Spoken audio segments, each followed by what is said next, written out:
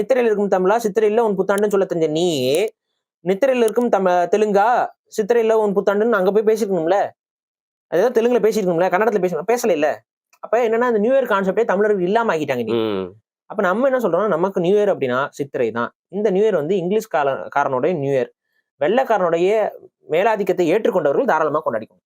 கொண்டாட மட்டும் இல்லாம நம்ம அது ஒரு பிராக்டிகலா பார்த்தா இப்ப தப்பா கொண்டாடாதீங்க. போன்ல மாறிடும், அதுவே பேங்க்லயும் மாத்திடுவாங்க. ஒத்து வாழணும், அதுல மாற்று இல்ல. சோ நியூ இயர்னா விஷ் கொடுக்கறது பண்றது ஓகே. பட் இந்த நியூ இயர் செலிப்ரேஷன் கொண்டாடுற பத்தியா அதுக்கு கூசணும்னு நான் சொல்றேன்.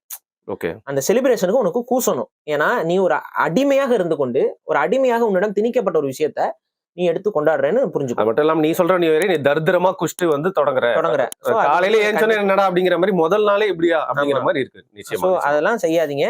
எந்த ஒரு இதுவும் புத்தாண்டு அப்படின்னு நீங்க கன்சிடர் பண்ணீங்கன்னா அதை சரி, அதுக்குன்னு ஒரு முறை இருக்குல்ல, முடிஞ்ச வரைக்கும் அந்த முறையில கொண்டாடுங்கிறத நான் சொல்றேன். Okay, nice. இப்போ நியூ இயர் எல்லாருமே கொண்டாடிப்போம். இந்த ஒரு ஆங்கிள் யாரும் யோசிச்சிருக்க மாட்டோம். அதனால தான் இந்த டாபிக் நான் சூஸ் பண்ணேன். நான் எதிர்பார்த்ததோட நிறைய இன்ஃபர்மேஷன்ஸ் இருக்கு. இந்த இன்ஃபர்மேஷன்ஸ் எல்லாம் வந்து இன்ஃபர்மேஷனா முடியாம நிறைய தூண்டுகோலா வந்து மாறும் அப்படின்னு நான் நம்புறேன். மிக்க நன்றி பாரு. நன்றி.